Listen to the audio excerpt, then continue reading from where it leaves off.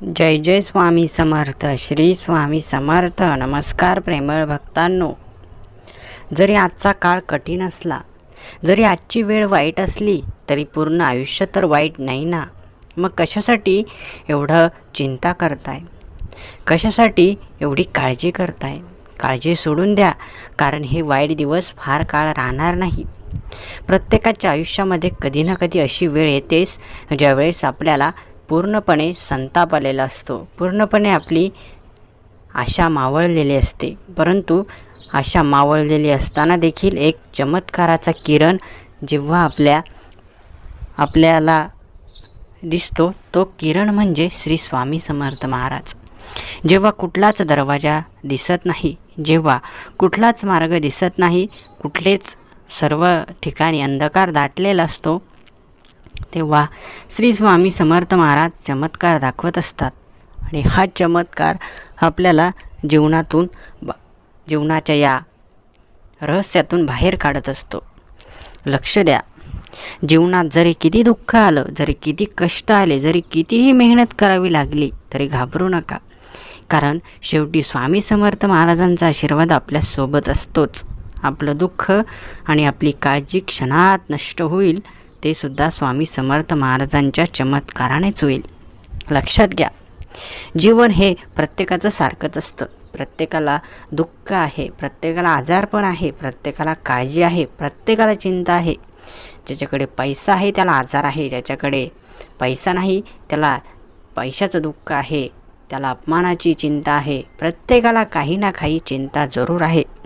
जगात असा कुठलाच व्यक्ती नाही की ज्याला कसली चिंता नाही, कसलं टेन्शन नाही. म्हणून आपण तरी खूप भाग्यवान आहोत की आपल्याला वेळोवेळी मदत करण्यासाठी आपले स्वामी समर्थ महाराज आहे. परंतु इतरांना ती देखील जाणीव नाही की त्यांना मदत करण्यासाठी कोणीतरी आहे.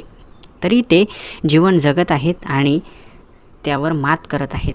आपण नशीबवान आहोत की आपल्याला भगवंताची सेवा करायला मिळत आहे. म्हणून लक्षात घ्या, जरी आपलं दुःख कितीही मोठं असलं तरी ते स्वामी समर्थांपेक्षा मोठं अजिबात नाही.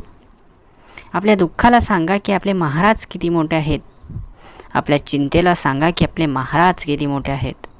म्हणून लक्षात घ्या, जीवन कितीही तुम्हाला त्रास देत असेल, परंतु तुम्ही मात्र खचू नका. ते जीवन तुम्हाला एक ना एक दिवस त्या त्रासातून नक्की मुक्त करेल. कारण हे दिवस आहेत, हे दिवस फार काळ टिकणारे नसतात.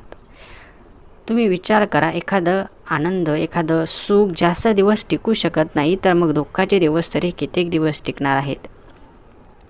या जगात फार काळ कुठलीच गोष्ट टिकत नाही. टिकते तो फक्त विश्वास. विश्वास जर असेल तर प्रत्येक गोष्ट शक्य आहे. तुम्ही तुमचा फक्त विश्वास टिकवला पाहिजे.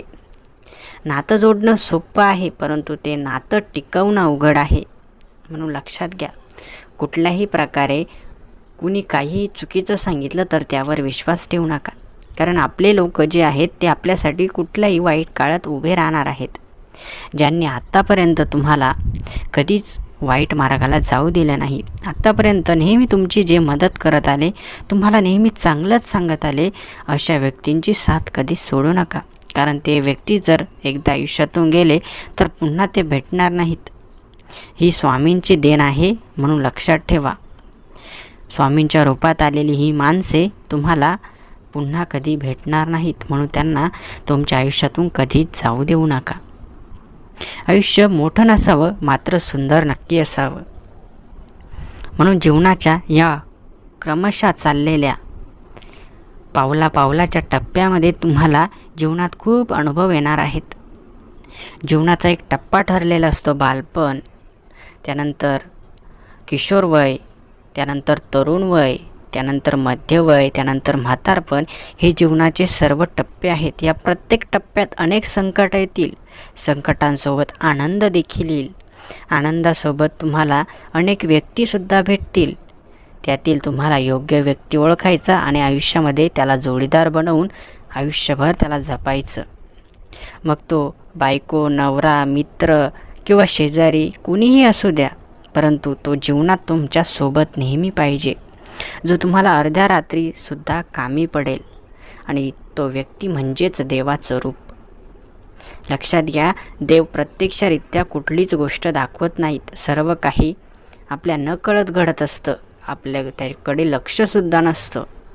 परंतु आपल्याला आता याची जाणीव झाली आहे की भगवंत आहेत आणि ते कुठल्याही रूपात येऊन आपल्याला मदत करत असतात. कधीकधी रस्त्याने जाताना आपला अपघात होऊ नये यासाठी अनेकांनी आपले प्राण गमावले असतील, परंतु आपल्याला याची जाणीव नाही.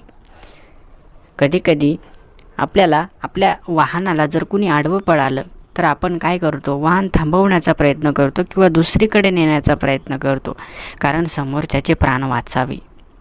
मग ते देवाचं रूप नाही तर कोण आहेत? हे सर्व काही घडतं ते देवाच्या आज्ञेनुसारच घडत असतं.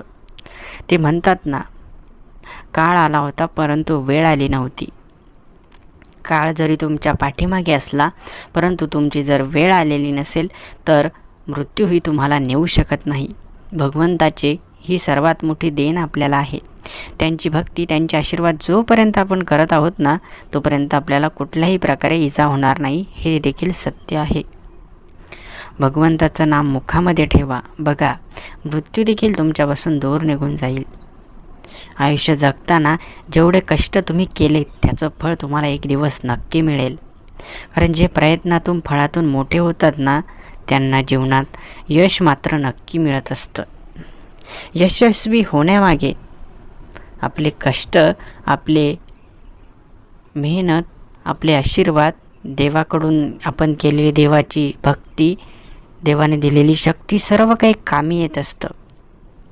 कुणीच स्वतः फक्त एकटा मोठा होत नाही, त्यासोबत अनेकांचे त्याला हात असतात. मग त्याचे ते आईवडील असतील, त्याचे मित्र असतील, भगवंत असतील, सर्वांची साथ त्याला असते, तेव्हाच तो मोठा होतो.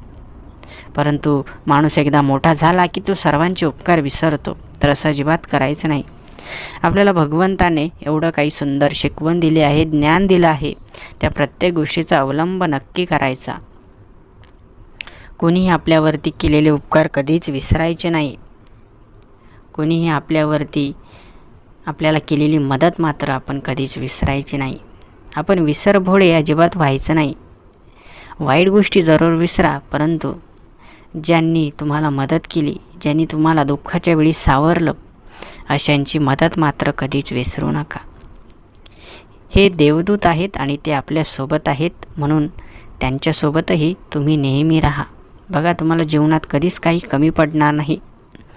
तुम्ही दुसऱ्यांचा विचार केला तर भगवंत तुमचा विचार करतील, परंतु तुम्ही स्वतःचाच विचार केला तर तुम्हाला आयुष्यभर तुम्हाला स्वतःचाच विचार करावा लागेल. तुमचा विचार दुसरं कोणीच करू शकत नाही.